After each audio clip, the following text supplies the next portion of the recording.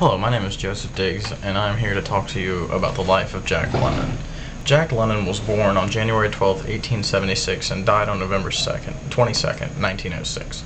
He was raised in Oakland, California, by an ex-slave named Virginia because his mother was ill for most of his childhood, and his father deserted his family when he was around 10 years old. He grew up in Oakland, but soon, probably around when he was about 16 or 15, he moved to San Francisco and remained living there until he was 30 years old. And in 1906, he was forced to move again because of a fire that destroyed his house and the Great Earthquake of San Francisco of 1906. His writing was discovered by an Ina Coolbrith, who was a librarian in the San Francisco area, and she soon encouraged him to go publish his works because of the caliber of writing and his style for the time and his age. He wrote for the majority of his life, but due to the lack of mass production at the beginning, he was mostly a tramp and went from town to town trying to find odd jobs to do for others.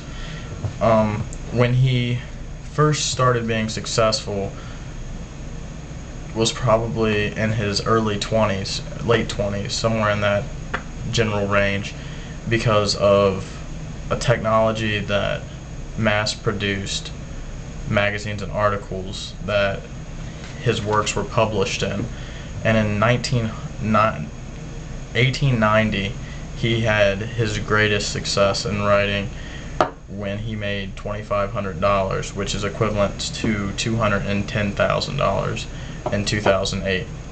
He developed his own library around his 30s, which had over 15,000 volumes of different books that he had acquired throughout his life. And he married a Bess Merden in 1900, but due to complications with their marriage and miscommunication, they were soon divorced in 1904. He went on to remarry a Charmian Keltrich in 1905 and tried to have children but was unsuccessful. His first child died during childbirth as it was being born, and the second was a miscarriage. And the most interesting thing that I found about Jack London was not his life but how he died. Some people believe that it was an illness called uremia, which can affect your large intestines and your prostate area, and others believe that it was actual suicide or an overdose of morphine that he was taking at the time for the disorder that he had. Nevertheless, he died November 22nd, 1916, and many biographers believe that it was a suicide because of the correlation with his life and his writing for the time towards the end of his life, and a lot of his writings related back to suicide thoughts and death in general. And other works that he's known for is The Call of the Wild, White Fang, and To Build a Fire.